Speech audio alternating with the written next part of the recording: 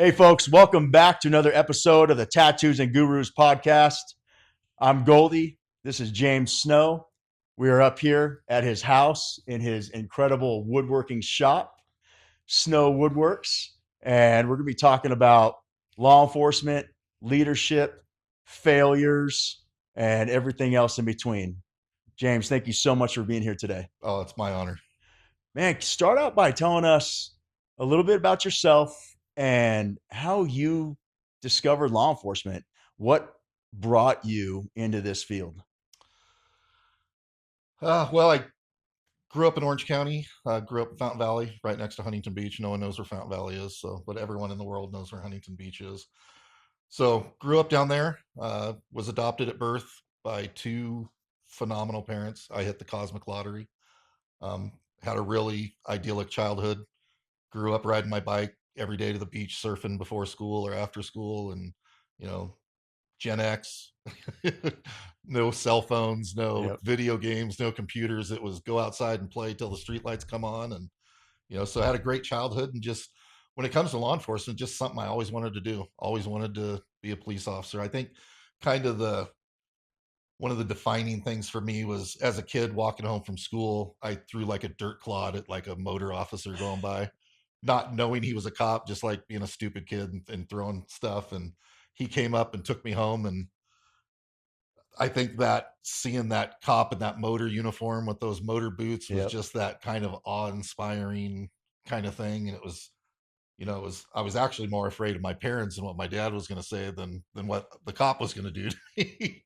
But I think that kind of set that vision in my mind of, larger than life, you know, helps the public, is a servant, and that combined with growing up with my dad who, I talk about it in my book, but my dad had this saying that to this day still resonates in my mind every day with almost everything I do. And it was hard work wins. He said that to me all the time. Hard work wins. And it's just been like that mantra in my head that's always there, that if you're willing to put the work in, you can be successful at pretty much anything you want to do. Yeah, I like that. It reminds me of the saying that hard work beats talent every time when talent doesn't work 100% of hard. the time. Yeah. Yeah, I know a lot of really talented people that make zero effort, and they're always complaining about how they can't get ahead, they can't get to that next step. And it's like, talent only carries you so far. If you're not willing to put in the work, at the end of the day, you're not going to succeed. Yeah. Yeah. No, mindset plays the primary role in everything we do.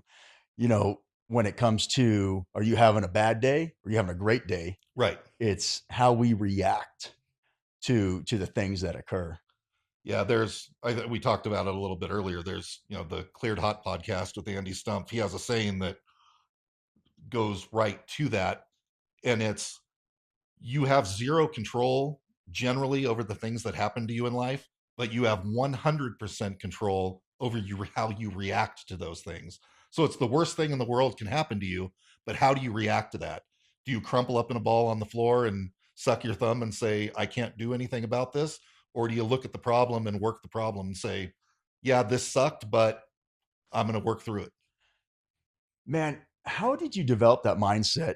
Like, was it over years of experience? And so you retired after about 29 years in law enforcement. Hmm. You started out with the Orange County Sheriff's Department, Yep. lateral to the Rialto Police Department, Yeah. and then spent the rest of your career with the San Bernardino County Sheriff's Department. Yeah. At what point, because that's a real advanced mindset of what you just explained with reacting to what we can't control. How did that happen? Do you remember when you started to mature in your career and think that way? It took a long time. It was much later in my career probably than it should have been. And I mean, I had some great mentors um, coming up in my career, but again, and I in one of your other podcasts, I knew you talked about it. Ego plays a huge role in a lot of this stuff, Yeah. and over identifying with your position and with who you are or who you think you are. And in my book, I talk about that a lot. Of the, you aren't what you do. You aren't, I talk to all these people that say, and it's like, who are you? Well, I'm a cop. No, you're not. That's what you do. It's not who you are. And and I think some of that problem is just innate in the job, Yeah. in that we're public servants and we're out there, doing what we can to help other people. And I think at times there's a certain, when you get all the people, thank you for your service, thank you for your service. We got to be careful about not letting that go to our heads, because I think people tend to really over identify with the job. And it also kind of tumbles from that. A lot of people get into this line of work and then you only hang out with other cops because no Yeah. one else understands what I'm going through. These are the only guys that understand. And that can cycle into the, choir practices after work at 6 in the morning. We're sitting around drinking beers, complaining about admin and how they forgot where they came from. And it turns into this like negative spiral. And, you get these guys. I don't know if you saw the podcast I did with Lolita from SIBA, but I talked about that with, you get these people that retire at 51, 52 years old, and they still like, who are you? I'm a cop. Well, it's like you live another 30, 35 years. If you live from 50 to 85, what did you do with that other 35 years of your life? Okay, yeah, you were a cop for 30 years. But what about the rest of your life? Are we going to be Al Bundy, that I scored 4 touchdowns in my senior game and that's all we talk about for the next 30 years? You know, there's reinventing yourself is such an important concept. And it's like, I can't even think of all the different things I've done, even within my career, reinventing myself within the career. I worked narcotics, I worked auto theft, I worked SWAT, I worked traffic, I was a motor, I was a mate guy. Within my career, I never had one buttonhole that this is who I am, this is what I am. And getting out of the career, I think it's even more important to be tied up in who you used to be. I don't think serves anyone positively. No. And how did you know to move around and to really expand your subject matter expertise in law enforcement? Because we have so many people, good cops, that get frustrated because they feel stuck. Maybe they've been on patrol for their whole time, or they don't know where to go. They don't know who to go to because there is a lack of mentorship in every industry. I think, especially in ours, because there's some type of feeling that I think a lot of people have where they want to be gatekeepers, and because they believe if they share too much knowledge and have too much of a transfer of expertise, then they might lose their place or they feel threatened by people. How did you know to continue moving on, and what kind of advice could you give to other officers who feel stuck in what they're doing? Man, I think that is such an important point that you bring up. And especially when you talk about, I really found that a lot in SED when I was and even I did 8 years on SWAT at Rialto. And you really find it kind of in those atmospheres, especially because, a lot of those guys are very type A personalities. That's how they end up, on a SWAT team or SED, um, because of that. But really, for me, it was, I don't think I ever wanted to get bored with any one thing. And it was, I mean, there was a certain aspect early in my career where it was, I want to be able to do as many things as I can. So then after I retire, I have a lot of choices to choose from and what I'm going to do afterwards. That was kind of the one. I've always been interested in the collision reconstruction stuff. That was math and physics. I'm kind of a geek like that. So that always kind of interested me. But in the private sector, those guys can make $300 to $400 an hour. So it was like, okay, well, here I have a department that'll send me to all this training, and I don't have to go get $100,000, $200,000 college degree in engineering to be able to do this stuff. I can go to all these classes, and there are so many different avenues and opportunities. And the flip side of that is I had a lot of great mentors. Donnie Mahoney was a good friend of mine. John Emmons. There was a guy I worked at Rialto, Paul Wing. His wife was a dispatcher for us. Um, and I had those mentors that were encouraging. They weren't those gatekeepers that had that, this is mine, this is Yeah. mine, this is my expertise, I can't give it away. And that's what that's a leadership thing. And that's not a rank thing. That's a leadership thing. It's I want to make other people better than I am.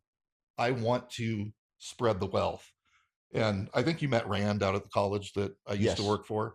One of his favorite sayings was, leave people and places better than you found them. And I think that goes to this gatekeeping thing. It's like, you know, your responsibility as an ambassador of whatever it is, SWAT, homicide, traffic, is to make the people around you better. And if you have that knowledge, it's your job to pass that knowledge on, because at the end of the day, it's the team as a whole that has to succeed. And when people hoard that knowledge and don't want to share it, the whole team suffers for it. And generally that one person ends up an outcast because they Yeah. don't want to share that knowledge. And so for me, I think it was just wanting to be super well-rounded. I think some of it was also, and that I think that leads to some of the gatekeeping too. Is one thing about the law enforcement profession, and maybe all first round, well, probably all professions, is the chasing that next step. I want to make detective. I want to make sergeant. Well, if I'm the only one that knows how to do this, then they're going to have to promote me. And it becomes a very ego driven and selfish thing that Yeah. if I have all this knowledge, I'm the one that's going to get promoted. And if I share it, oh, Joe over there may get promoted before I do because I shared this. Well, if he gets promoted, that's a success for you as well. That's stuff you can put in your resume. Mentored coworkers, mentored partners. That's what we should be aiming for. And I think goes back to the whole ego thing and the me, and look at how great I am. And, when you're being that gatekeeper, you're not helping anyone, you're not helping the organization. And I think that's one of the important things, or the advice that I would give would be, if you have an expertise in something, give it away. Give it away, give freely. You want everyone to be the best they can, because at the end of the day, everyone knows when that team succeeds, everyone knows that, hey, this guy was the expert in it, and he held little training sessions and he brought everyone up to his level. Everyone knows that. That was part of what Donnie put me in traffic. It was, I was the department expert in mate, and he wanted me passing that knowledge on to other people. And that's why he put me in that spot. And that, honestly, at the end of the day, as a sergeant, what's your real job? Is to hold people accountable? Well, yeah, but if you've created a culture without fear, and a culture that embraces helping your fellow teammates and building relationships, the accountability thing takes care of itself. Do people make mistakes? Yeah, but if you've built that culture, a mistake's a mistake, and the person that made the mistake knows it before anyone else does. And a lot of times they're going to come over and say, "Hey, Sarge, you appointed me this thing to do, and man, I screwed this up." Okay, cool. What'd you learn from it? Okay, let's move forward. And the accountability takes care of itself. Yeah. It's when you first, I mean, we talked about this a little bit earlier, when you first take over a team where the culture's is toxic, a lot of times you got to take care, you got to, do that accountability right at the front. But, I really think your job as a leader, and, you know, I talk about this in the book I'm working on, is leadership. The concept's simple. Take care of your people. If you do that, everything else takes care of itself. Treat other people the way you want your mom treated. Do the right thing for the right reason. Take care of your people. Yeah. If you're gonna, and it's one of the most frustrating things of my entire career, is the we're a family. Anything for family. If your family needs anything, and then it's the needs of the department always seem to override that. And it's like, if you're not gonna back it up, don't say it. Say what you mean what you say. And if you do those things, the other things work themselves out. People want to work for good people. And if you take care of your people and you're honest with them and you follow through and you own stuff, when you screw up as the leader, you own it with your people. The capital that you build with them, the leadership capital, the trust, your people will go to the end of the world for you. You're right. The concepts of being a good leader are simple. There are no secrets on how to treat people right, treat them with respect. Exactly. And since these concepts are out there in the public, you can read about them, you can learn about them, you can find them in mentorship. Why do we still have supervisors that mistreat their people? There was situations that we've both been through. Everyone's been through where supervisors have made us feel unwanted, unappreciated, and in essence, they should have just told us to beat it. They were rude. They are on power trips. With so much talk about leadership and the way how to properly treat your people, why do we still have bad supervisors? Ego. It's ego. It's ego, and it's, again, it's looking for that next step. And there's a lot of that talk of the people forget where they came from and never forget where you came from. And it's like there's an aspect of that, but it's really just the core common concept, the golden rule: treat other people the way you want to be treated. And I really think, in especially in law enforcement, we eat our own. Yeah. We get into and it's ego that's fed by, I think, a lot of time. And we've both seen it throughout our careers. The person that wants to get that next step wants to do what they think admin wants to see. And it's, well, I'm never going to make lieutenant if I don't, my last eval said I don't hold people accountable. So dang it, I'm going to drop the hammer on everyone. And it's like, okay, well, is that what that means, first of all? But it's also, I think, when you talk about ego, it's the fragility of ego, and oh, if I'm treating my people right, I'm going to be seen as soft. So I need to, come across as a hard ass because that's what leaders look like. And it's like, that whole concept of that. And it's, I know you said you like listening to Simon Sinek, and in one of the videos I saw with him, or actually I think it might have been in his book, Leaders Eat Last, where he says leadership is not about taking charge. It's about taking care of the people in your charge. And it goes through every industry. This isn't unique to law enforcement. No. Bad leaders, managers, whatever you want to call it, aren't unique to law enforcement. And I really think most of the time it comes down to ego. And it comes down to, well, I don't want to look bad. Or, it's that blaming your team when things went wrong instead of saying, hey, I'm in charge of this team. And I mean, we talked a little bit about Jocko and how sometimes it can be a little over the top, the extreme ownership thing. It's like, yeah, we need to own, Right. what we're responsible for, and we need to own our teams. I think that, like anything, that can be taken too far. There are dichotomies there that, not everything is always in your purview, but if you're leading a team and something goes wrong, you need to be able to put your ego aside and say, okay, what was my part in this? Where did we go wrong? Did I not listen to my people? And that was, one thing when I first became a sergeant that I tried to do was, I always tried to be the last in the room to speak. It's like, I want everyone's idea. Hey, this is what admin wants from us. This is what they want us to do.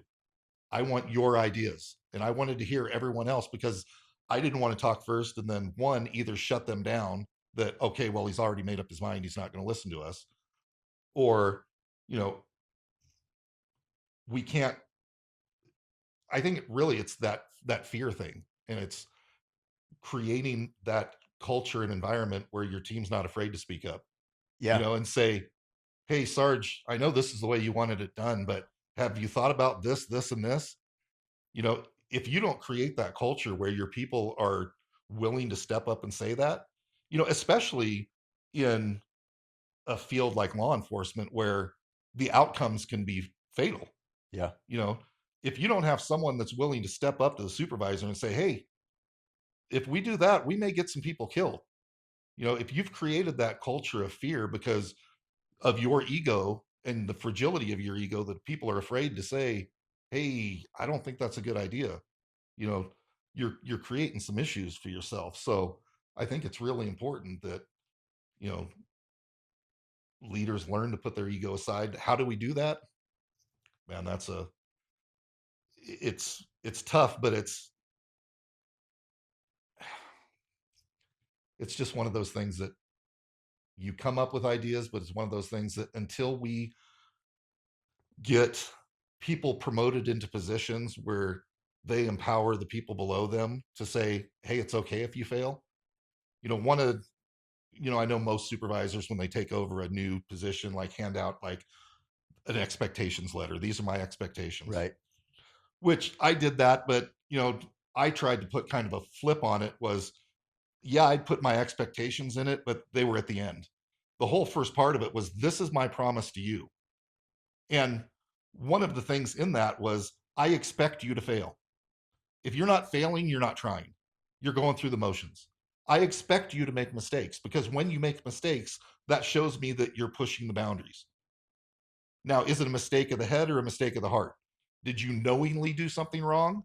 Or were you just trying to get it done the best you could and threw in, some kind of inadvertent error, something got messed up?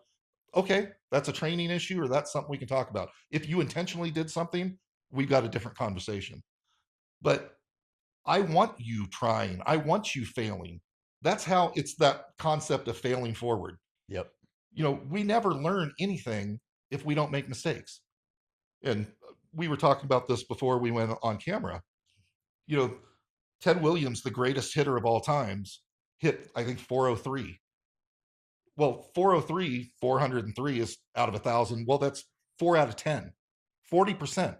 He struck out or got out 6 out of 10 times. Over 50% of the time, he failed.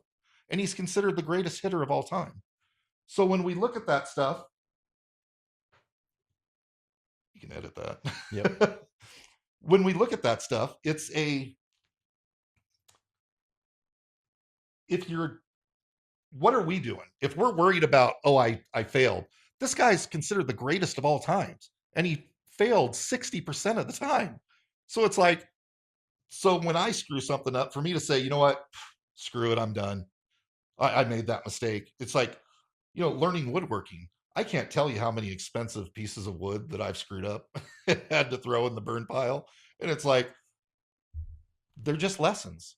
And if you learn from them, that's how we get better. That's how people become experts. No one comes out of the womb and is suddenly Joe Montana or, Right. or Hank Aaron or whoever your favorite superstar is, Michael Jordan. None of them, it was through repetition. I think I heard one time like Larry Bird talked about like he would stand out in front of his house and throw 1,000 free throws a day. You know, that kind of repetition is what, and he wasn't making all of them. And how many big games have you seen where the clutch shot bounced off the rim, or, you know, that it just is what it is. But do we quit when that happens? Or do you learn from that, take notes about what it was that caused that mistake or that failure, and say, okay, next time I won't do that. And, you know, it goes to anything. It doesn't have to be sports, or it's building a business. It's everything.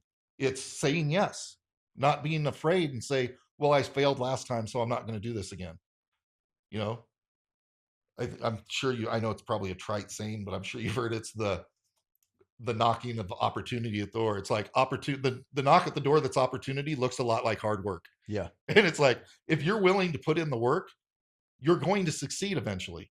Yeah, life is not fair. Fair is a place in Iowa that has popcorn and Ferris wheels.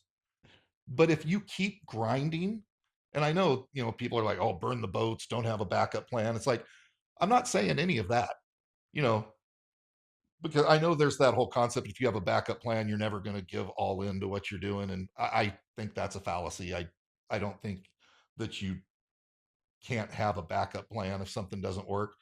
But don't institute or go to your backup plan until you've really put in the effort and grinded. And yeah, not everyone's meant to do everything. There may be certain, for me to say I'm going to be an Olympic gymnast, I don't care how hard I trained, or I'm not going to be an Olympic gymnast.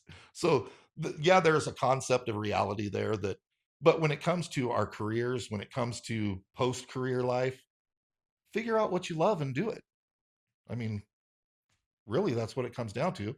Some of that, yeah. I mean, I think some of that telling your kids you can be whatever you want to be, some of that's a little unrealistic because, like I said, not everyone's, athletically gifted enough to become an Olympic athlete. Not everyone's, you know, bright enough to become a doctor because that's not the way their brain works. Their brain is more artistic and works this way. So it's finding out what you have a bit of an aptitude for and that you love and going after it. And even if I think this is one of the things that's super important with especially a law enforcement or first responder career is that having hobbies and outlets that aren't related to what you do for work.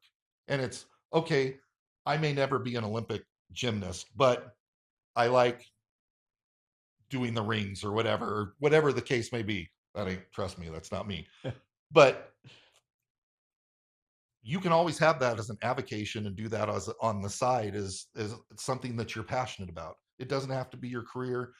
But then when you're done with your career, maybe you roll that into you own a gym. You you know, you open up a gymnastics gym because that's your passion and you hire good coaches and you know, it doesn't have to be we tie ourselves so into our identity that how many people do you know leave law enforcement and become private investigators, open security companies, go to another police department that's in a Right. different retirement Many system people. because they're so hung up in their identity of this is who I am and this is all I'll ever be that there is a world of possibilities out there that you're overlooking. And for me, it was, woodworking was kind of that savior for me. It was I grew up in the trades and, my dad grew up post right at the end of the Depression. He was born in 1937, grew up in a farm in Missouri. They didn't have indoor plumbing until he was 12, I think. They had an outhouse, grew up on a farm, and if something broke, you fixed it. So that's how I grew up. I mean, my dad fixed our cars whenever something went wrong, added on room to the house. So I learned all this stuff just by hanging out with him all the time. And that was so growing up in the trades and then, becoming a cop, it was like, well, what can I do that I can put this down at the end of the day? I don't want to take all this home with me all the time. I want an outlet to be able to, and that's kind of what woodworking became. And again, it's kind of that saying yes to things that happen. It's one of the guys I worked with, grandpa gave him a bunch of woodworking tools and he was like, hey, do you want to build something? And from there it just took off. And then, a buddy that ended up working for the sheriff's department, he hit me up and he's like, hey, I just bought a house. Do you think you could build cabinets for me? And I was like, they're just boxes with doors. Sure, why not? And that turned into basically a full-time cabinet company.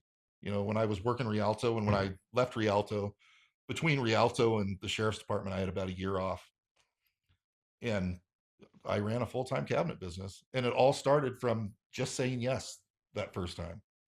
So it's that you never know what's going to ring true with you until you try different things. And I think saying yes is really important about things. And it's like instead of having those preconceived notions that I can't do that. I look at this beautiful furniture. I could never build that. Well, I'm here a sitting testament here talking to you that yeah, you can. It all comes down to hard work wins. Yeah. In this law enforcement world that you just get submerged in because this isn't a regular day job. Right. This is a 24 hours a day, 7 days a week, 365 days a year, immersive business where we're constantly rotating shifts. And on your days off, things are still going on. So you have detectives and other folks calling you on your days off when you're on vacation because business still needs to be handled. And I think something we can do much better is respect people's boundaries when they're on their days off, on vacation. But I still get it that the world is still turning, even though you're not there. And there are big criminal cases and things that need to be done. And that's one of those sacrifices that we make in this business, a promise that I think is important that we make to the people, to the community, that, hey, even when I'm on my days off, I'm still devoted to you and I'm still going to answer my phone or respond to an email to something that's important. Your outlet with your wood shop and you make beautiful furniture Thank you. and fixtures, lamps. your craftsmanship is really commendable, and I've seen photos of it on your Instagram page, but to see it in real life, to flip the switch and turn on your lamp is beautiful. To see the way that the soft light shone through the stained glass was really something.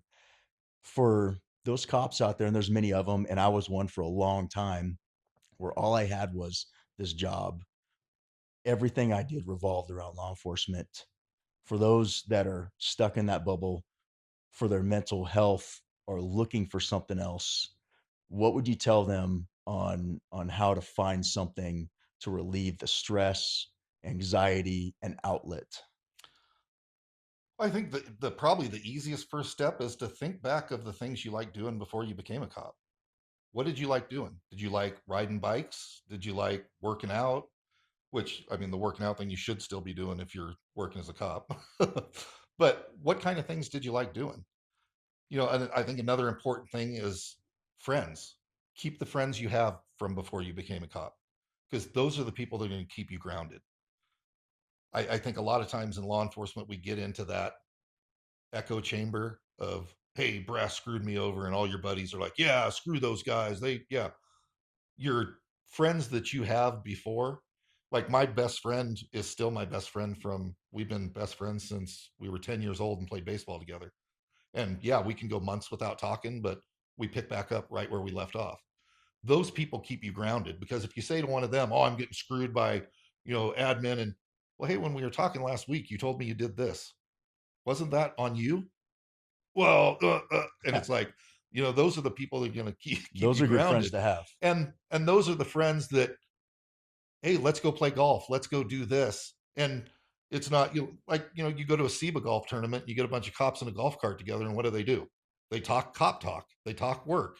So it's having those outlets where you're not just locked up in that talking about work all the time. And I think it's important, like you said, that we've made a commitment to the community, and but we get to that point, and I made this mistake for a lot of years. My family paid the price for my dedication to work and wanting to expand my horizons and going to class on my own time and paying out of my own pocket to go to classes. And then and that's part of the reason I never worked narcotics or on an on-call spot other than SWAT, because at Rialto we didn't get called out a lot. But when I was in narcotics, I was working 70 hours of overtime a pay period. Oh yeah, you easy. know and you're driving to the border back and forth, and it's like, that's why I never took a narcotics position when our kids were little, because I didn't want to be gone all the time, but I still was gone a lot. So your family ultimately pays the price because the job comes first. I mean, and that, I think that's really a thing with type A personalities, is the job's always going to come first. So it's that, that trite saying, the work life balance, and Which but it, I can't stand that. yeah, Uh, but it's, work's generally always going to come first when you're in a high stakes profession. So when you're not working, it's what you said, it's the department or your partners respecting boundaries, and like, hey, he's on vacation this week, you're going to have to hit him up next week, I'm not going to bother him. Unless it's, of course, unless it's, unless hey, it's really this case is important. going to court, and the Yeah. the district attorney needs this right now. Okay, that's a different story. But can this wait? Is it emergent? Does it have to be done right now, or can it wait until he gets back from vacation? Okay, then it can wait. Put it on the back burner, make a note, put a reminder on your phone to remind you next Monday that you need to ask about this. But it's, as far as, finding hobbies, most people have hobbies. It's just they get so immersed in the culture that we're in, this law enforcement culture, that they forget about that stuff and they put that stuff aside. Most people have some kind of hobby that, hey, pick that back up, on your days off. If you're working patrol, you work 312s, you got 4 days off. What are Yeah. you doing those 4 days? Are you doom scrolling on your phone? Because that's something that, even I'm trying to get better at, that, those little, pocket anxiety devices that, are there 24/7. But it's just that, having that outlet, or that, whatever it may be. I mean, like I said, bike riding, going to the gym, everyone's into jujitsu now. It's having some sort of outlet. And my advice is have some sort of creative outlet. Music, woodworking, paint a picture, you do something to utilize that creative part of your brain that doesn't get in law enforcement. We're not using the creative part of our brain. Yeah. We're, these are the codes, this is what we got to go by. And everything's, as much as it can be black and white, that this is what we got to do. But I think people get way too tied up in that. And And you also play the guitar. yeah, yeah. How'd you pick that up? 16 years old and wanting to get girls, wanting to be a rock star, grew Did my hair down to my elbows. did And it work? Did you get girls? no, no. But that's been a, same thing, lifelong passion. I'm in a band with Jamie Marshall from the department, Brian Wojtovich, who's now left and works at BNSF. But, Kay House played harmonica with us. And, I've played with Kevin Fries, and it's, kind of that community of guys that, you've got this other talent, or, if you want to call it that, Yeah. but it's just one more thing to, have outside of the job to do and to bond over with other people. And that is so important. You said community, because being human, we are these creatures that need other people. And you've been playing the guitar since you're 16 years old, and you continue to do that to this day, where you're connected with other people who also have similar interests. And I bet, depending on, let's say you're not having a great day, but when you're done playing the guitar, jamming with your friends, I bet you feel amazing afterward. Oh yeah. And I mean, it comes down to the, the dopamine hit. I mean, it's that you're engaging a passion, Yeah. and you're getting that dopamine hit from engaging that passion, as opposed to, sitting on your phone or on YouTube. But watch his YouTube channel.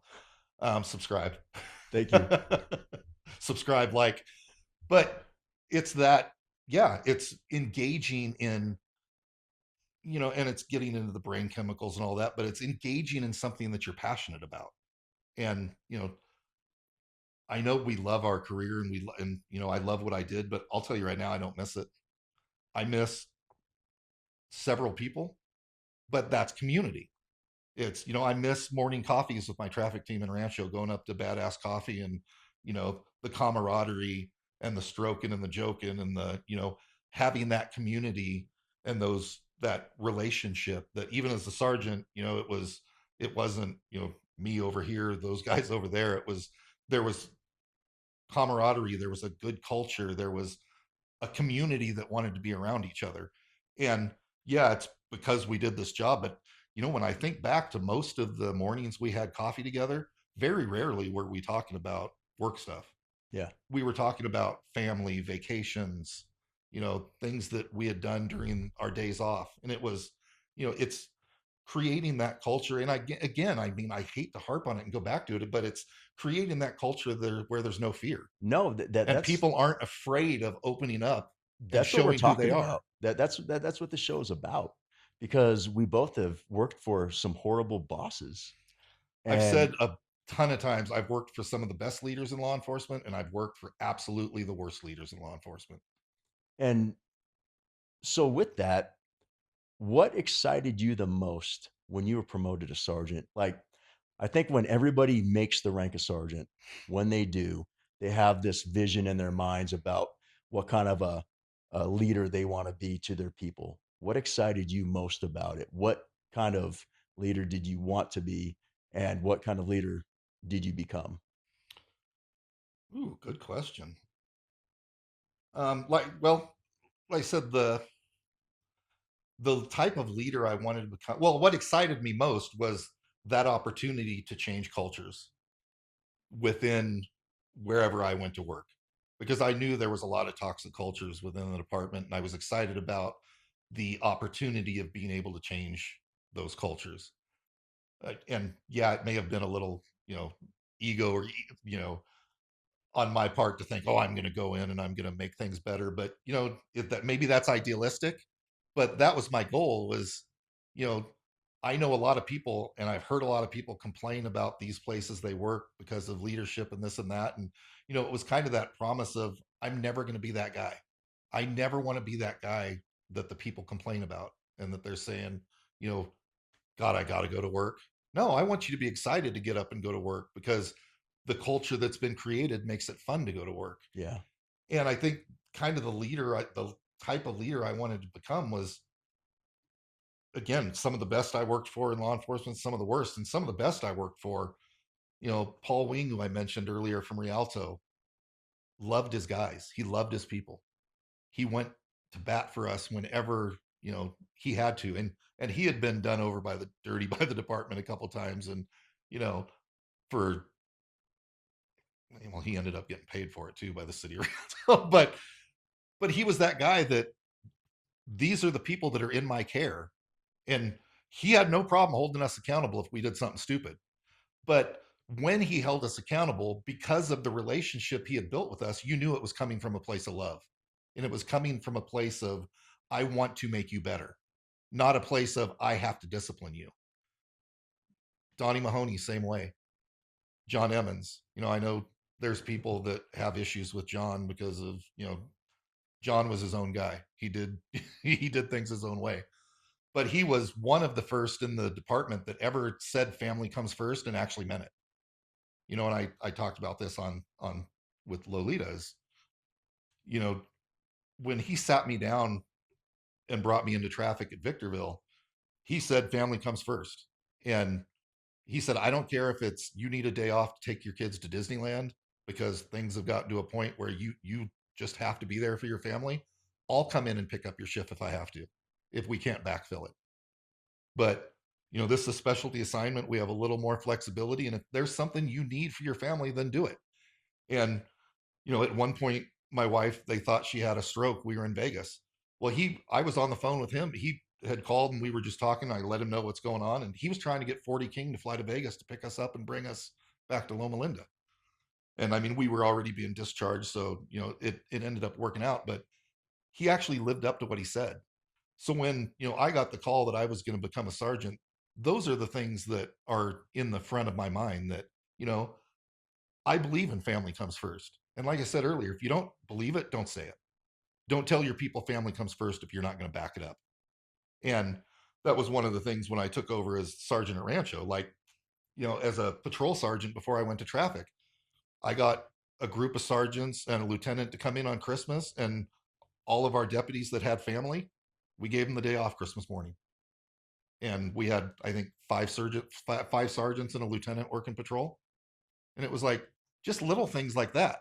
If your people know that you care about them, man, that goes so far. And again, it's not rocket science. It's create the culture that you want to be in. I want it to be fun for me to come to work too. So, as a sergeant, do I want to be always coming down on my people and making them miserable so that when I walk into briefing, everyone looks like their cat just died?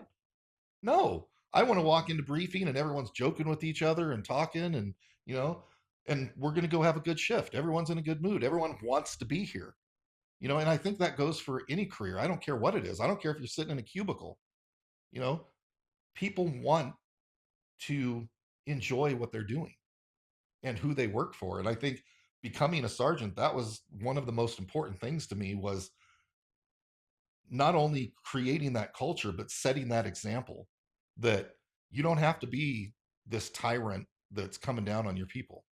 You can be, you know, as corny as it may sound, you can be a loving, caring person that wants your people to do better. It doesn't make you weak. It doesn't make you a joke. It doesn't make you a poor leader. You know, empathy has a lot to do in leadership. And I think people think, oh, that's touchy feeling and that's not leadership. Bullshit.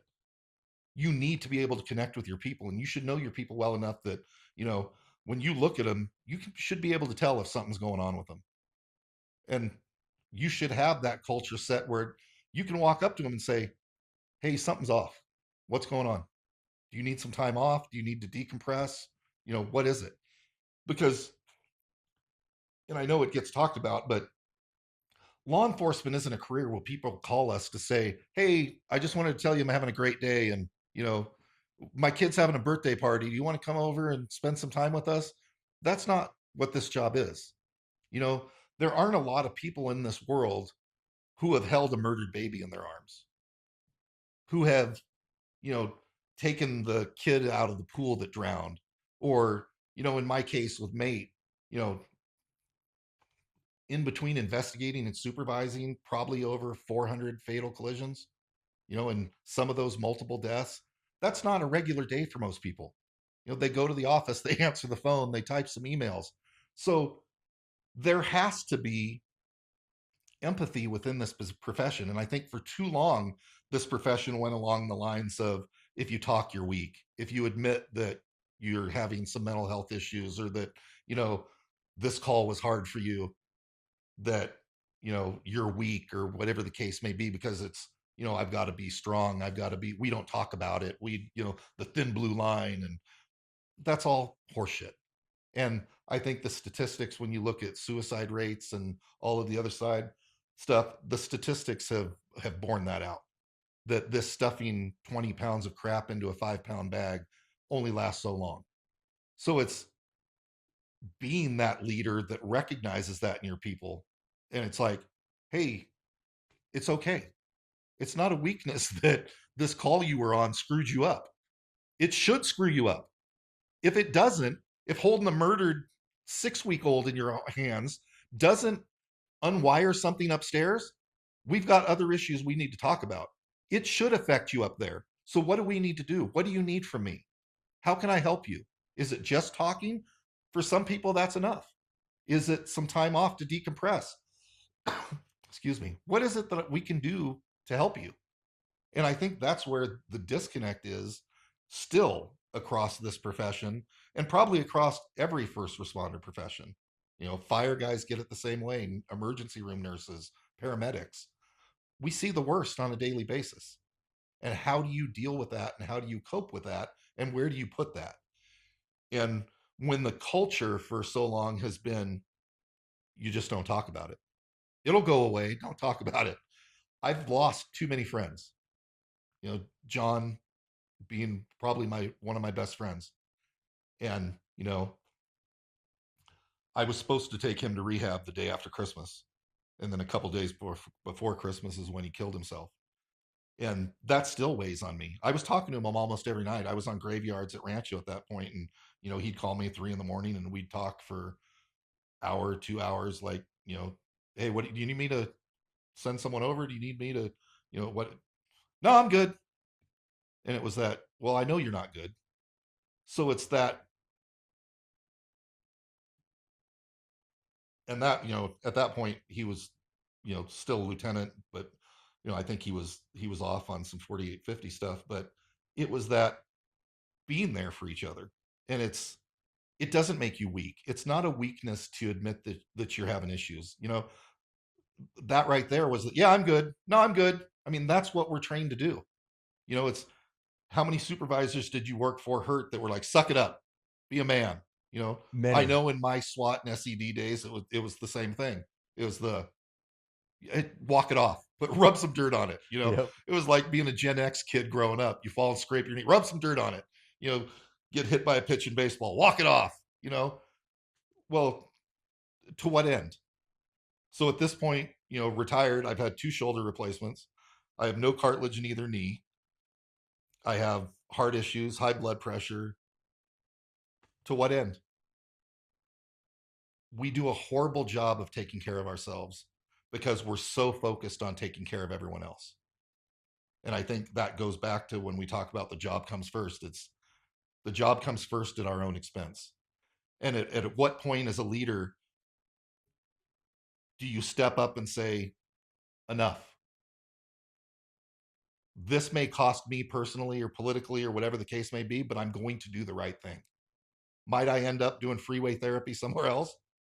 Okay. Might I not make lieutenant because I'm doing the right thing by my people? Okay. To me, it's worth it. At the end of the day, can I look in the mirror and say, I did the right thing? Even if it cost me professionally, that doesn't matter. At the end of the day, I've got to look myself in the mirror. And if I can look myself in the mirror with a clear conscience and say, I did the right thing, okay, so be it. Did I violate policy? Sure. But was it the right thing? Did it help someone out and make someone put someone in a better place? Sure.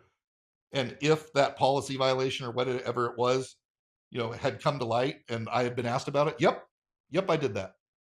And here's why I did it. And if you want to discipline me for it, discipline me. I'll take it. Because at the end of the day, I did the right thing. Policies are written because stupid people do stupid things.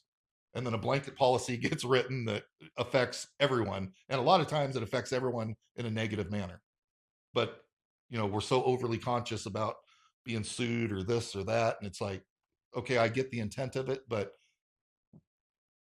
our job's to take care of our people. Yes, the overarching goal is public safety and taking care of the community. But if you can't even take care of your own goddamn people, how do you expect them to take care of the community? And if we can't take care of our people, what message do we send to them when we're telling them, go out and treat the community like this and do this and do this? And it's like, well, you can't even do that for your own people.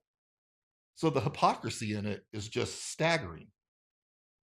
And I think that it's building up a generation of young leaders that believe in, not the woke stuff, but believe in taking care of their people. I've got to take care of my people. And as they promote up the ranks, we get people in positions at the top that, hey, if I take care of my people, they're going to take care of the organization. And if I'm not worried about making the next step and about getting promoted, it will come because I'm taking care of my people. And everyone sees that. We could sit here for the next hour and name all the crappy leaders that we know and all the crappy things they've done to their people. Yes. So it's not a mystery. And it's the same thing with good leaders. We know who the good leaders are. And then we see, even as a retiree, I get the promotion list and I look at it and it's like, ooh, Mm. I'm glad I'm not still working because I'd probably get fired working for that guy because I would tell him the truth. And then you see these people that are solid operators, solid cops, good people, good character, passed over for promotion over and over and over again because they didn't check the right box. They didn't volunteer at the rodeo. They didn't volunteer at Seat Heat. Their family is their core. They're great cops and do everything they have to do, but because they don't hang out with the right people, drink with the right people, they get passed over for promotion. And we're putting people in positions of power that have no business being there. And that just trickles down the line and it's across the United States and every agency. And that's the culture that you got to change. And where do you start? You're not going to suddenly get all of the admins of every department across the country to, you know what? We've been doing things wrong. It's got to start at the bottom. And it's stuff like this, like these conversations and building this kind of grassroots thing that leadership's about taking care of your people. That's all it is. Is it easy? No, it's not always easy because a lot of times it requires some tough decisions, especially personal decisions that may cost you personally. But do you have the integrity and the honor to eat that personal responsibility or that you know oh I may lose out on a promotion? Okay, what's that worth to you? What is making the people around you and going to bat for them, what does that do for you?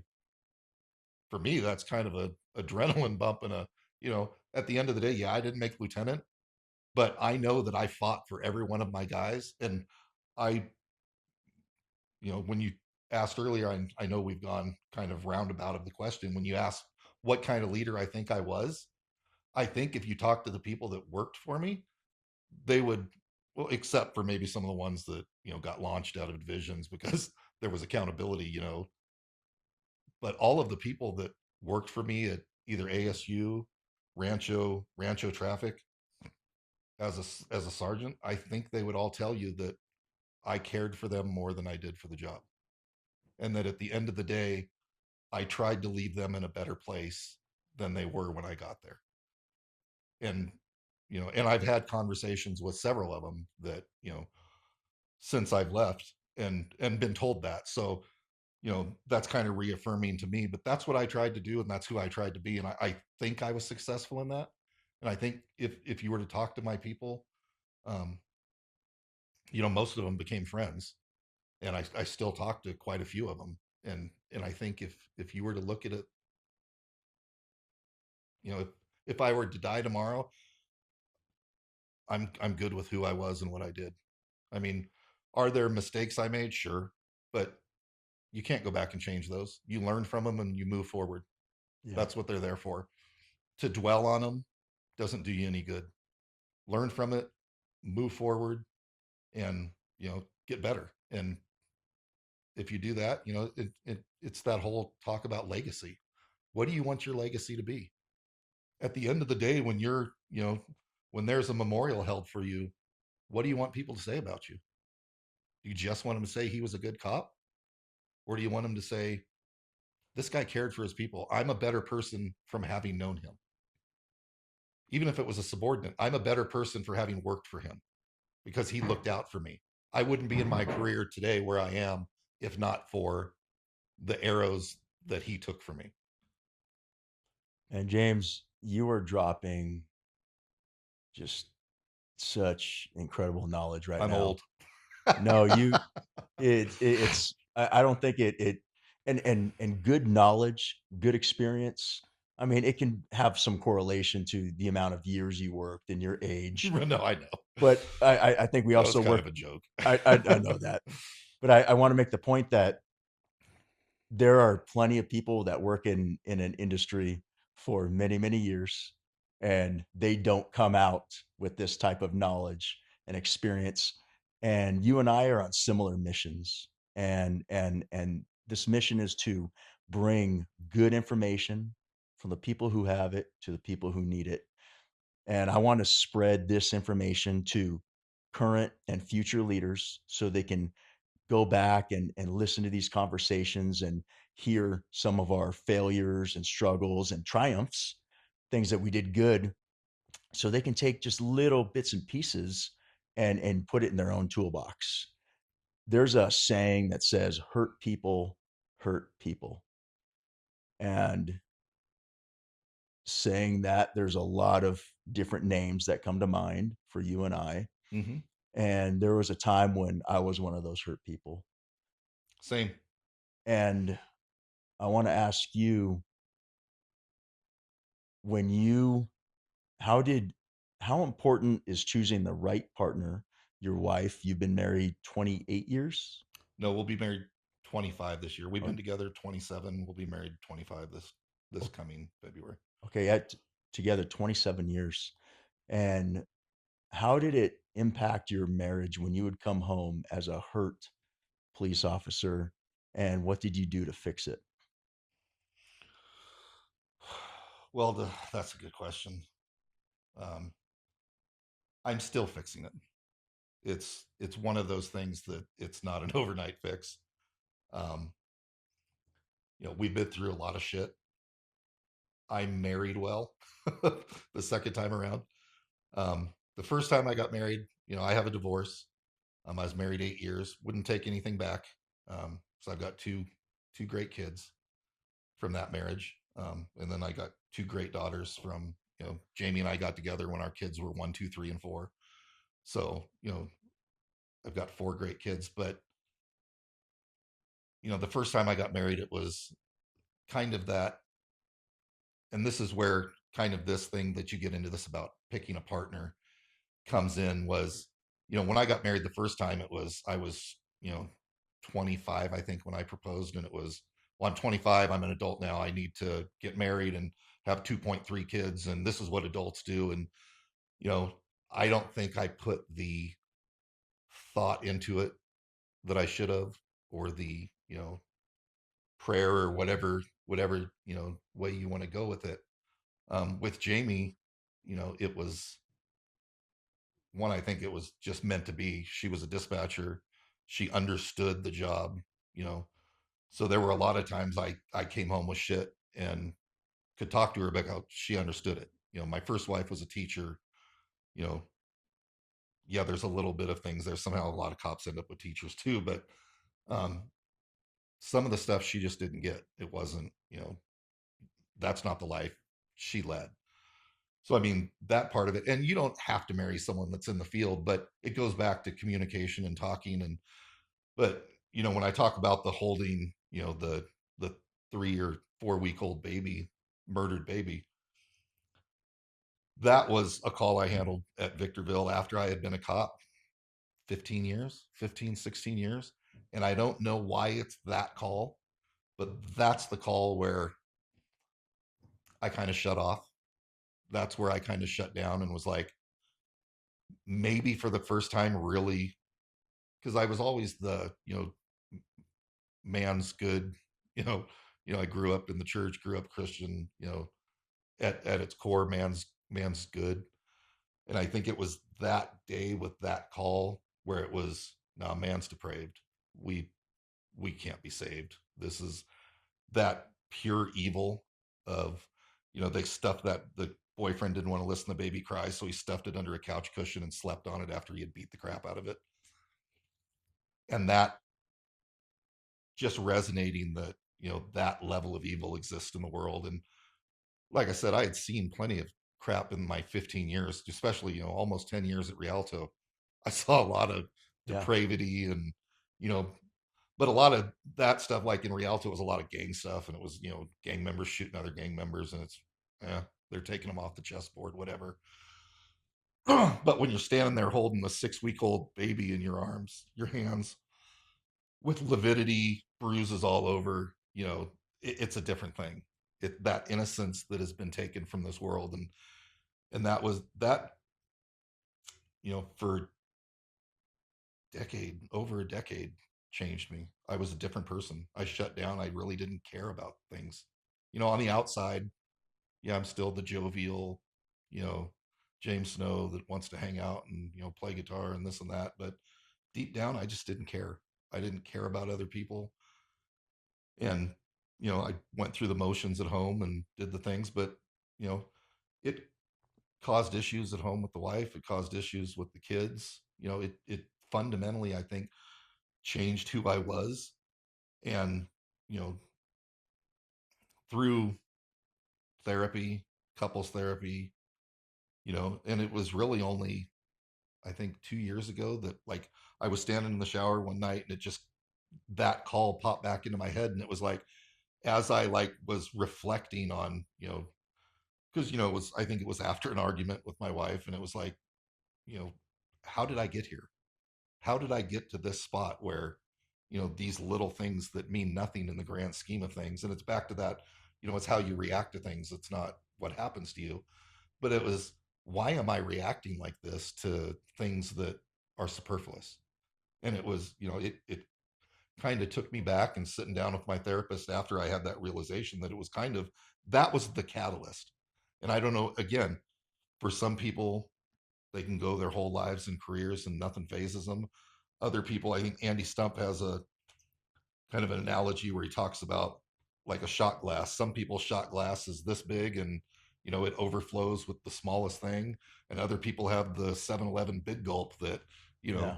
that same thing doesn't even put a dent in it. So it's how the brain works. God, I'll never know. That's not my area of expertise. But what that catalyst is and why it took so long, maybe it was the stuff filled up the bags, and that was just the top of the bag. That one poured in and the bag ripped open, and you know but it was, I don't know that I can put a finger on or overstate how important having the right partner is. I mean, I wouldn't be where I am in my career without her. I wouldn't be where I am in my life without her. Being a stepmom to 2 kids, and while I was trying to chase my career, with going to schools and, oh, I want to do this, I want to do this now.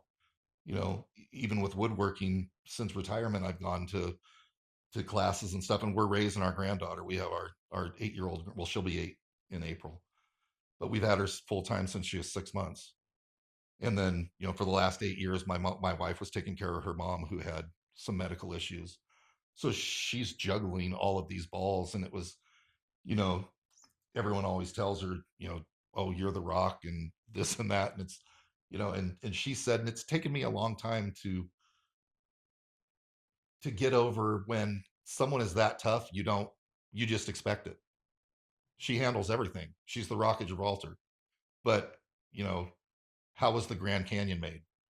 By water just slowly going over those rocks for generations and eons. And it's Carving it out. carving it out. And it's like, what shell of a person did she become because she was carrying me on her shoulders for all of those years?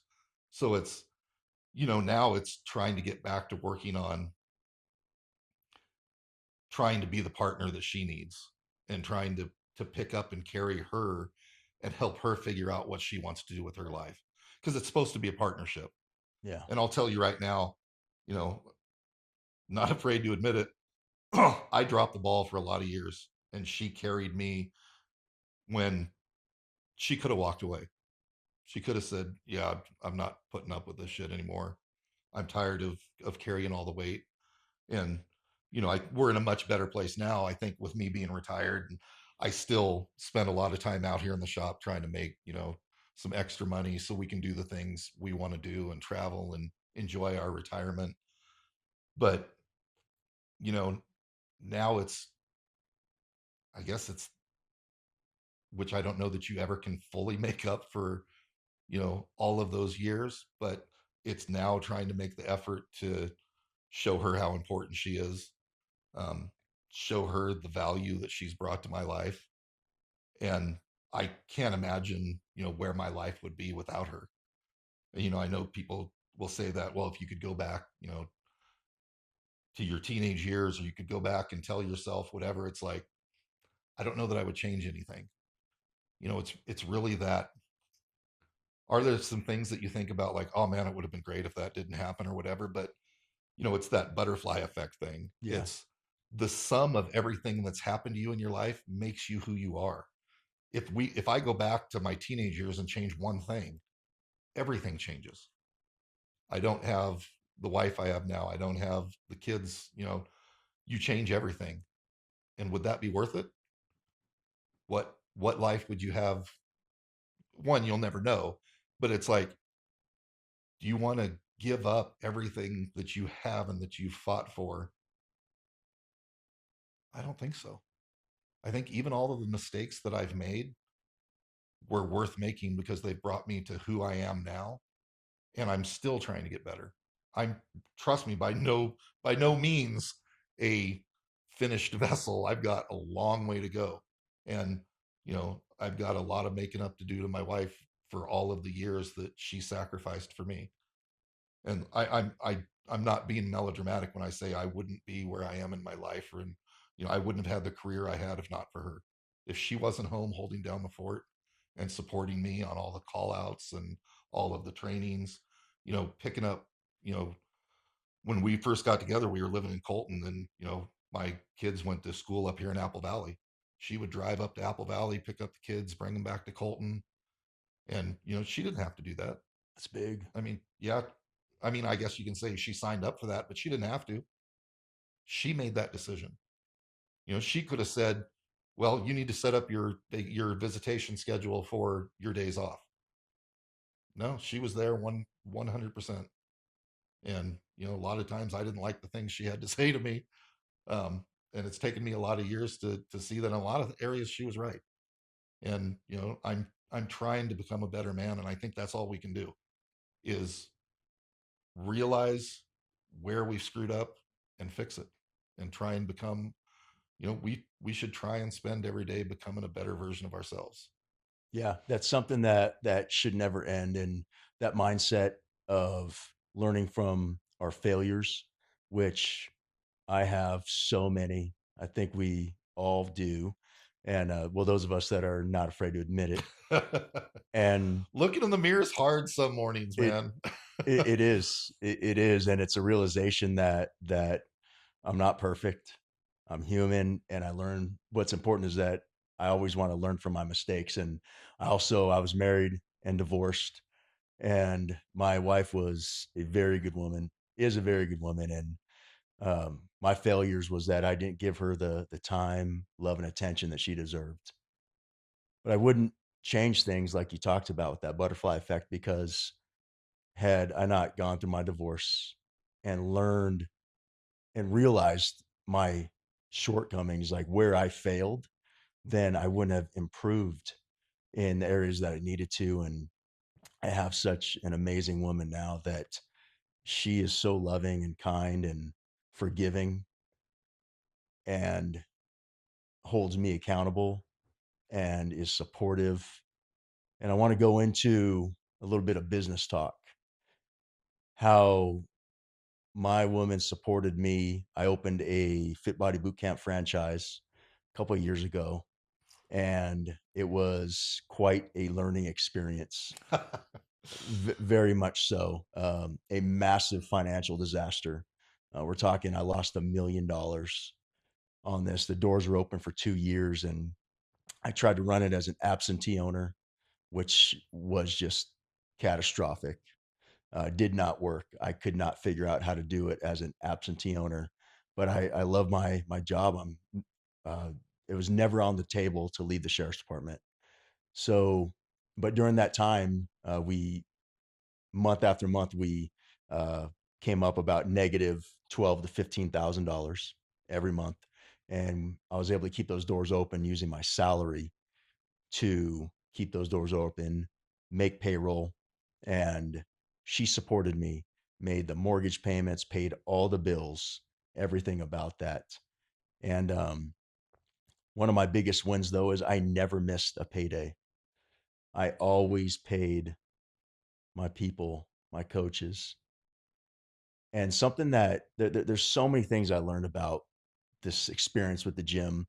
And one of them is the power of support from others. And support comes in different shapes and forms and sizes. And it can be anything from just liking a post on social media, sharing a post, or coming in and buying a t-shirt, buying some protein donuts that I was selling, or just being willing to hand out business cards.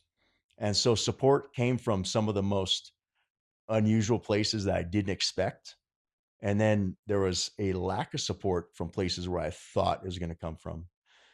Can you share with us in your business, with your woodworking or any other type of side businesses that you've had, where support came from, where it didn't come from, and what that means to you? Like, how important is support support the struggle that it is to start a business?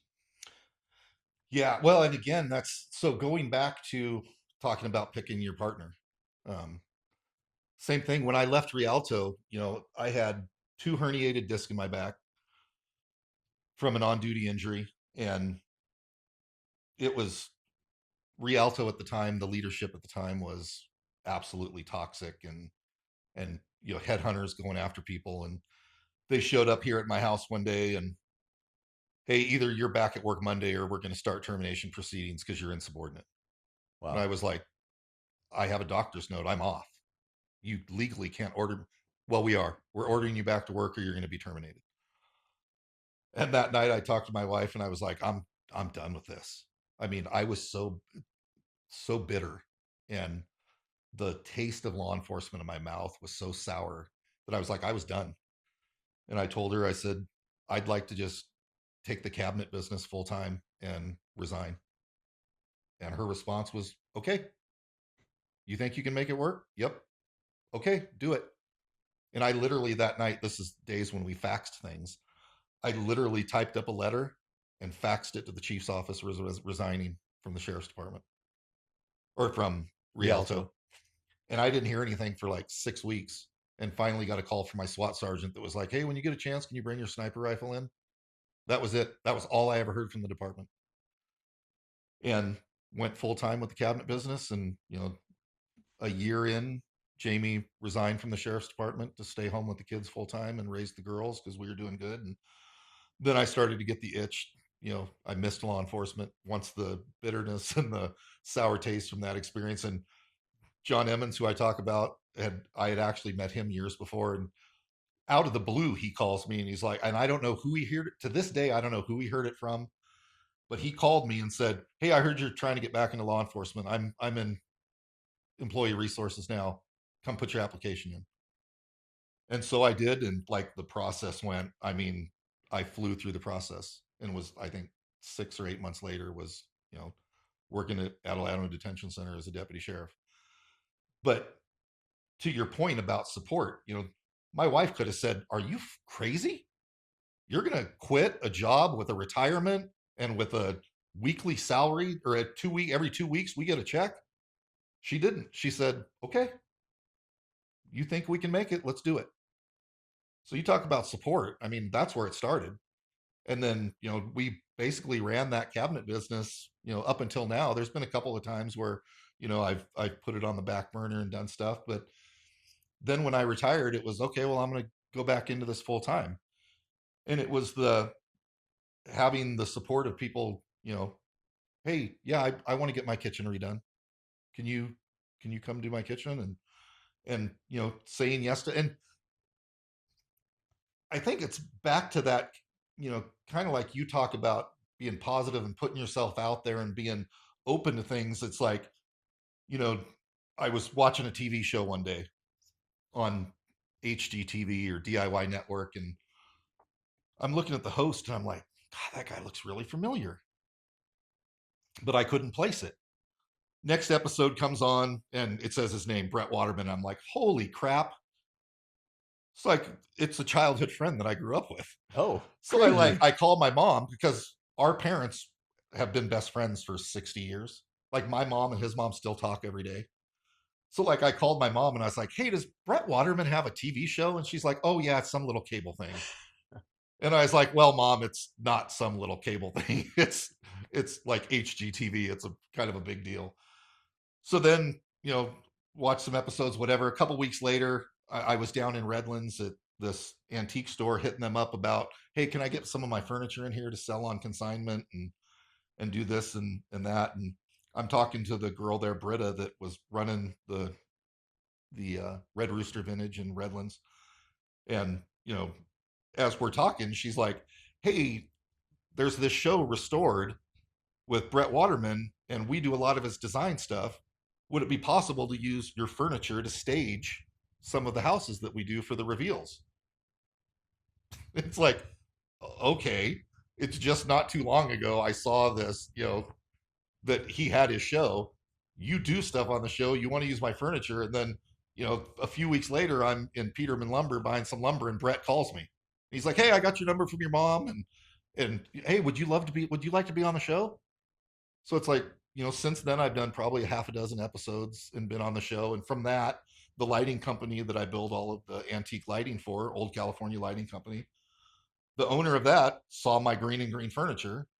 Their carpenter's in his 70s and was getting ready to retire, and they needed someone to build that style of lighting. And it's a very intricate, there's not a lot of green and green woodworkers out there. And he called, "Hey, would you be interested in forming a partnership and you building our lights for us?" And so it's like, having it's having the product or having the thing that people want to support, and then following through on those relationships and building those relationships. Relationship building is one of the most important things of leadership and business. It's putting yourself out there, talking to people, communicating, being honest. Yeah, I can do that. You know, Brett hit me up, the Property Brothers. Have you ever seen that show? The twins, Jonathan and Is that it's HGTV also? HGTV. Okay. There's the show called The Property Brothers with these two twins that do all this stuff. And, you know, they're huge. Like they've had 4 or 5 different shows on HGTV. And he was like, "Hey, they're looking for a table for something." And, the Jonathan called me and I talked to him and he was telling me what he wanted. And it's just completely out of my wheelhouse. And generally I'm a say yes Right. and figure it out. But I mean, this table was like all intricate, hand carved. And it's like, that's just not something I do. Like Victorian, very detailed. And it's like, if you want something in the arts and crafts world, green and green, I'm your guy and I can pretty much do anything. But this one, so it's, hey, sorry, I can't do that. That's not in my wheelhouse. Here's a couple of people I know that may be more in their wheelhouse. But it's not being afraid to say yes, but it's also not being afraid to say no. Yeah. You know, knowing what your limitations are And then, when you said about like, people supporting you and then the people that you would thought would support you wouldn't. And we kind of talked about this the other day, and I know you went through it with the gym and I've gone through it. I can't tell you how many times the people that are supposed to be your good friends and want some work done, and then they're like, hey, what kind of discount can I get? Right. Hey, can you sharpen your pencil a little bit? What kind of break can you give me? And it's like, to me, that's just kind of the ultimate slap in the face. It's like, in their eyes, they're saying, oh, I'm supporting you. Well, you're supporting me, but this is how I make my living. And this is, how I support my family. Would I come to you and say, hey, will you cut? No, all of my friends that own businesses, if they want to give me a bit of a discount, that's up to them. I've never a single time asked for a break. It's like, if they say, hey, I knocked a little bit off, are you sure? Because this is how you make your living. I'm willing, I want to give the money to a small business and to a friend and to a family that I know needs it. It's not a, hey, I'm only going with you because I think you're going to give me a break. Yep. It's, I want to support you in your endeavor, and I'm going to pay what your bid is. And to me, it's like the ultimate kind of slap in the face to say, hey, can you give me a break because, oh, I'm supporting you? Well, I've got other people that I can go do a job for and not give a discount to. So it's that stuff. And you're like, and then like you said, the naysayers, oh man, you're not going to be able to make it doing that. And it's like, for me, that's kind of fuel. I've always been that guy. If you tell me I can't do it, yeah, screw you. I'm I, going to I'm, do I'm, it. I'm going to not only do it, I'm going to excel and rub your face in it. Um, Back to the hard work wins. Yep. But it's also that, you get these people that are, oh man, it must be so nice owning your own business. You can go on vacation whenever you want. You don't have to worry about, it's like, I'm a one man shop. If I go on vacation, who's paying my bills? Nothing gets done. Nothing's getting done. I don't have a field of little gremlins in here that are building stuff for me. There's, It's me. there's no nighttime fairies. No, I'm a one man shop. And other than Jamie, for years, when we were doing the cabinets business, we'd be in a house and Jamie's holding the cabinet against the wall while I'm trying to find the stud, and the stud finder said it was here, but it's not here. And she's holding up a 125-pound cabinet against the wall. And it's like, you know, those are the people you need in your corner. Yeah. And it's that, these people, oh man, it must be nice. And it's like, it's back to that overnight success that took 20 years to get to. Man, you're so successful. It must be nice. It must be nice that I grinded for 20 years to get to the point where I'm at. And how many nights sleep did I lose? How many years did I screw up taxes? There were a bunch of years, I screwed up tax stuff and owed, $8,000, $9,000. And it's like, crap, we're barely making ends meet. Where am I going to get $8,000 from to pay taxes? You know, or I went exempt on a check and forgot to go back. Oh yeah. So it's like, it's just like, support comes from the unseen places that you don't think. And again, you got to be ready to realize that there are going to be people that you think are in your corner, not so much. Man, I've got good friends that I feel like I'll always have them, but they never once made it to the gym in 2 years that I had it. And same thing with family. And I mean, I don't take it personally. I don't hold it against anybody, but still, it's like, Well, and that's a man, that's that's a saying I too, thought you'd at least come by. right? Well, and that's a saying too, that not all families blood. You know, there's family and there's family.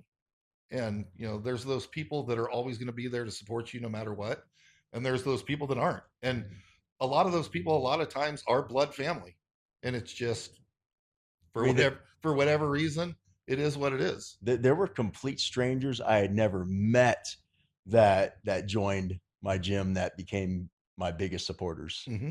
and good friends. Yeah.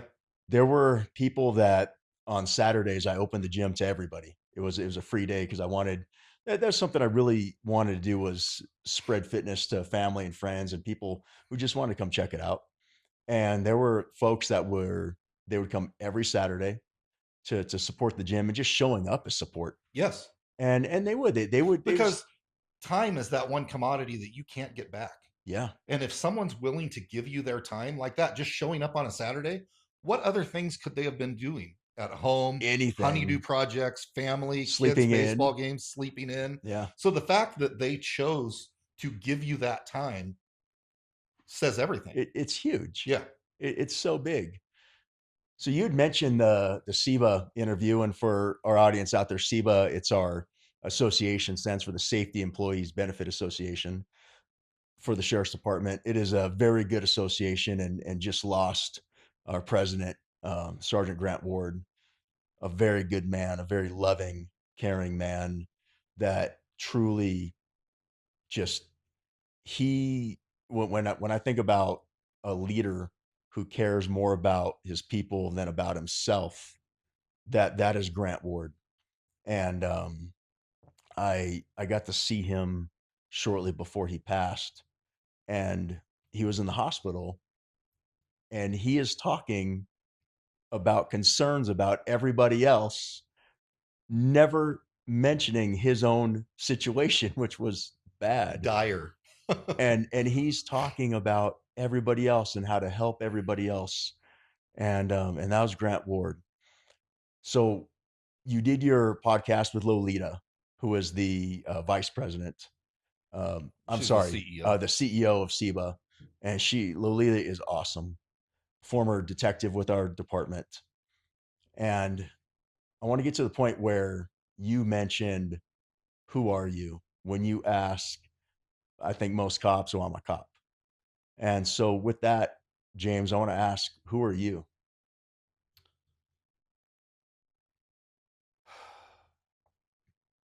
A man just trying to do his best. I'm a father. I'm a grandfather. I think for me, really, those things come first: a husband, a provider. Um,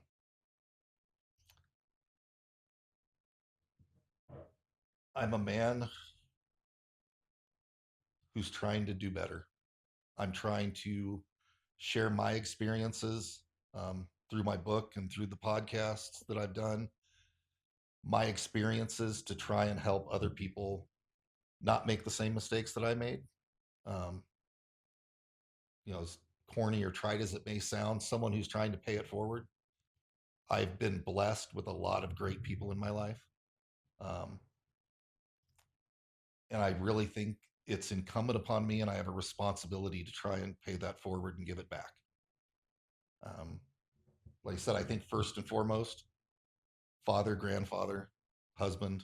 I think those are the things that I need to focus on now. The other stuff will take care of itself. But, being a good husband to my wife, being a good father to my kids, and continuing to try and set an example for them.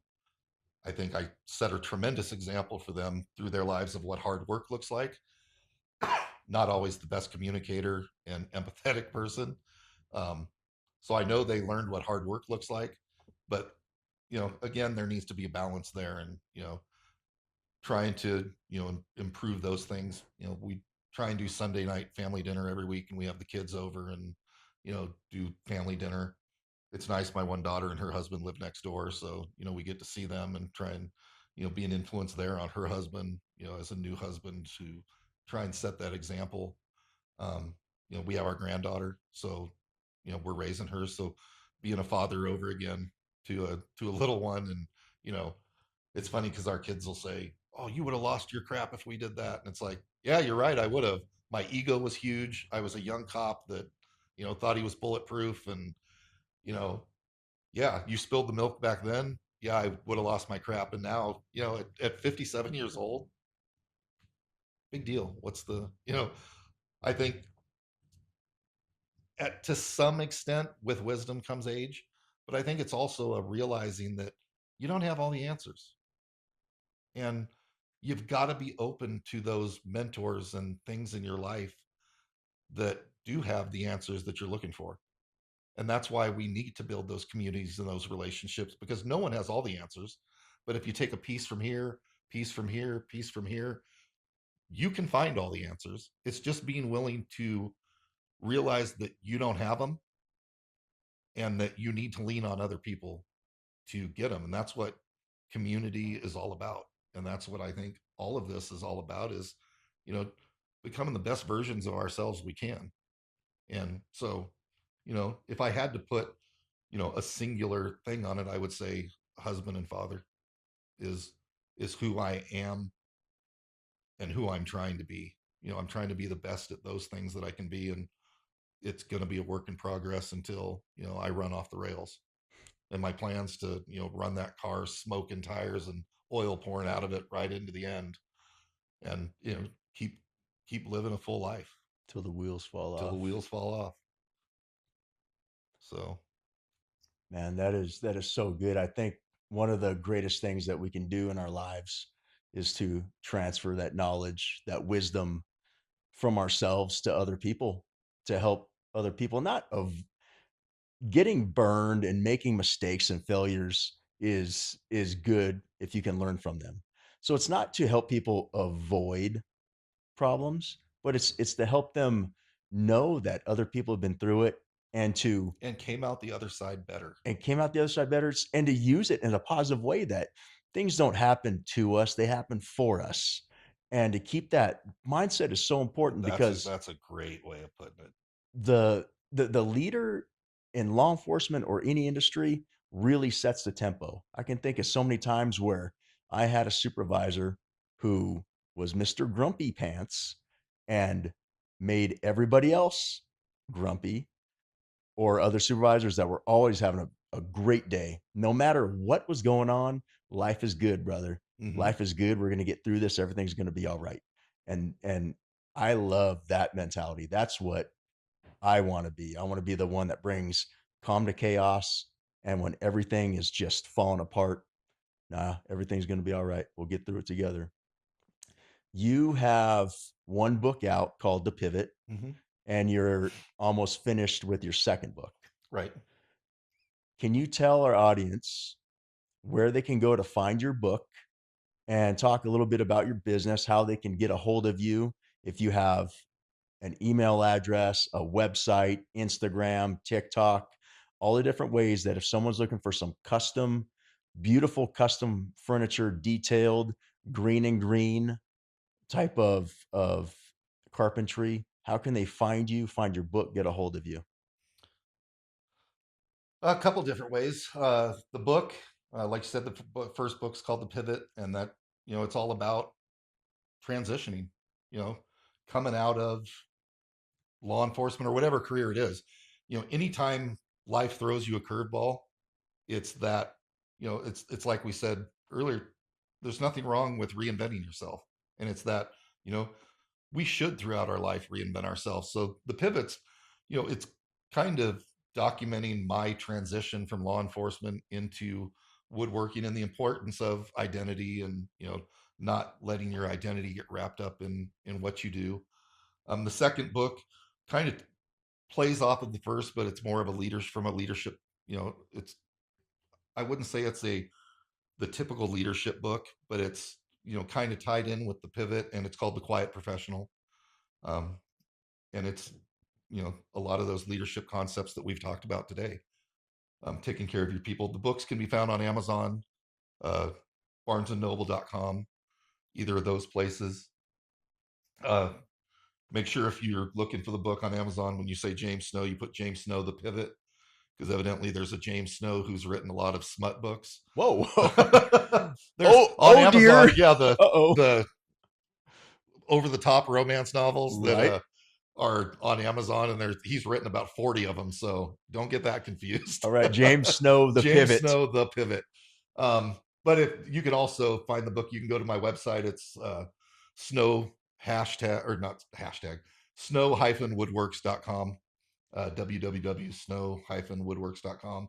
And there's a link to the book there that you can just click on the book, on the link. So the website there, Instagram, snow-woodworks, Facebook, either James Snow or Snow Woodworks. Both of those are on Facebook. So the social media stuff, YouTube channels, Snow Woodworks. So um, I do a YouTube Subscribe. channel, subscribe, like.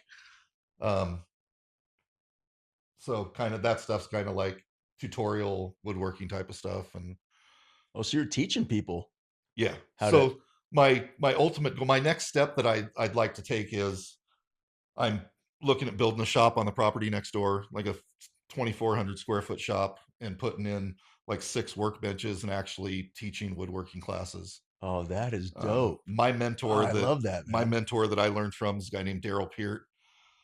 He's up in Seattle, and he's basically semi-retired, doesn't teach anymore. There was a guy in Anaheim, William Ing, that taught green and green, and he's retired from in-person teaching. So there's no one on the West Coast that's teaching green and green woodworking or arts and crafts woodworking, or really woodworking classes in general, unless you go to a junior college and take woodworking or something. So, you know, my goal now is to, just like with law enforcement and paying it forward and mentoring. And it's, I don't know if you ever listen to Mike Rowe. Yeah. Um, you know, the blue collar work in this country for the last decades has been looked down upon.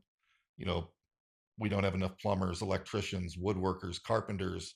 All of the trades have been looked down upon for years, that, those are dirty trades. And if you don't go to college, you're not a success.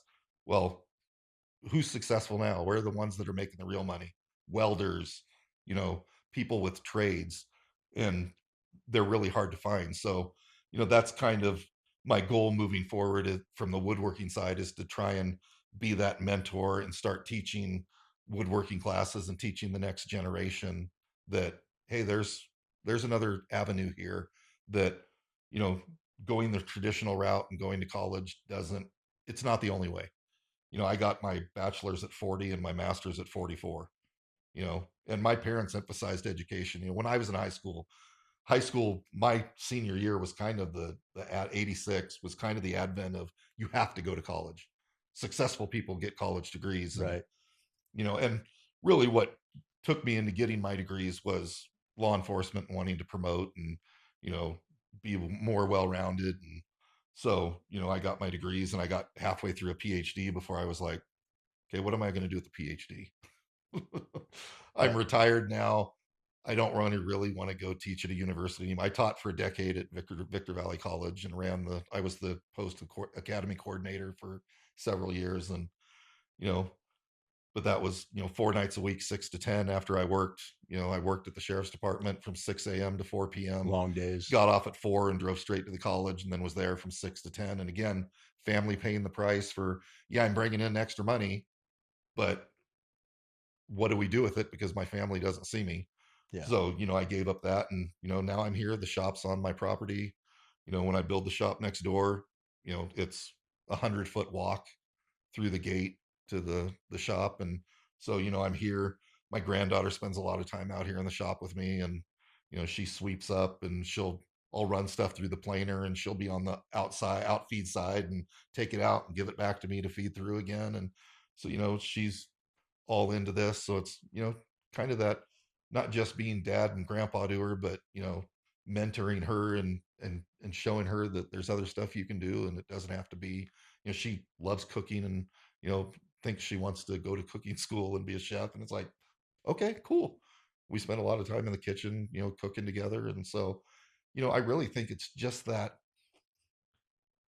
as I'm entering this stage of life, it's the, saying yes to things and being open to all the different experiences, and being willing to say yes to something that may be uncomfortable, that, yeah, I've never done this before, and I don't know if I really want to, but shit, let's give it a try and Yep. see where it goes. And, and again, what example are you setting to others? Having Orchid there watching me do these things, it's like, okay, it's okay to take chances and take risks, and, you know, go from there. Yeah. No, I love that. I love that, man. Thank you so much. Truly honored to have you on this podcast. Oh, it was my pleasure, and it was an honor to be asked. So, I appreciate you and what you're doing. And if there's ever anything I can do, you know where I'm at. Thank you so much. All right, folks, there you have it. This is Tattoos and Gurus. I'm Goldie. This is James Snow. His book, The Pivot, is out right now, available on Amazon and Barnes and Noble. He's got a future book coming out very soon called The Quiet Professional, and a in-person woodworking course coming soon. And he has a YouTube channel What's the name of the YouTube again? It's Snow Wordworks. Snow Woodworks, where he teaches you how to do fine craftsmanship, making all sorts of cool cabinets, lamps, and green cabinetry. So thank you so much. It's an honor. And if you can, don't forget to like, share, and subscribe this episode. And see you every next episode. every episode. We'll see you next time. Thank you. Hey everyone, I'm Goldie, your host of the Tattoos and Gurus podcast, and we're looking for gurus to come on the show. So if you're a subject matter expert or a person most knowledgeable in your field and you're interested to come on the show, hit me up on Instagram at Tattoos and Gurus, and I'll talk to you soon.